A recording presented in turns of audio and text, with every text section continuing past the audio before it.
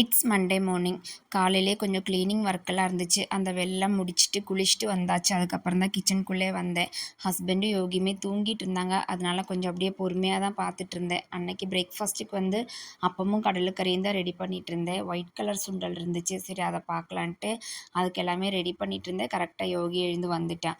ஒரு சில நேரம் தான் அவன் டக்குன்னு எழுந்து வருவேன். இல்லைன்னா நம்ம வந்து கொஞ்ச நேரம் அவன் கூட உட்காந்து கதை பேசிட்டு அப்புறம் தான் தூக்கிட்டு போக சொல்லுவியான். அன்னைக்கு என்னன்னு தெரில, டக்குன்னு எழுந்து வந்துட்டான்.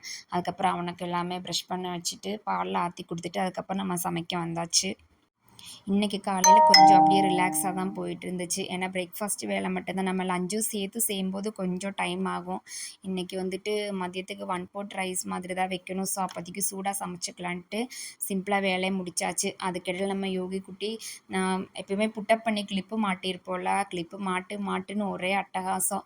அப்புறம் முடி ஈரமாக இருக்குடா தொட்டு பாருடான்னு சொன்னதுக்கப்புறம் தான் அவன் சமாதானமானேன். எப்போ நான் ஃப்ரீ ஹேர் விட்டுருந்தாலும் கிளிப்பு மாட்ட சொல்லி ஒரே அலப்பறை பண்ணுவேன். அதுக்கப்புறம் அப்படியே நம்ம அப்பமும் ரெடி பண்ணிகிட்டு இருந்தேன். அதுக்கிடையில் ஹஸ்பண்ட் வந்துட்டு கொஞ்சம் ஃப்ரேம்ஸ் எல்லாமே கொரியர் போட வேண்டியது இருந்துச்சு. ஸோ அவங்க அந்த வேலை எல்லாமே பேக் பண்ணி எல்லாமே எடுத்து வச்சுட்டு இருந்தாங்க. அதுக்கப்புறம் அப்படியே நம்ம அப்பமும் ரெடி பண்ணி பிரேக்ஃபாஸ்ட்டு முடிச்சிட்டோம்.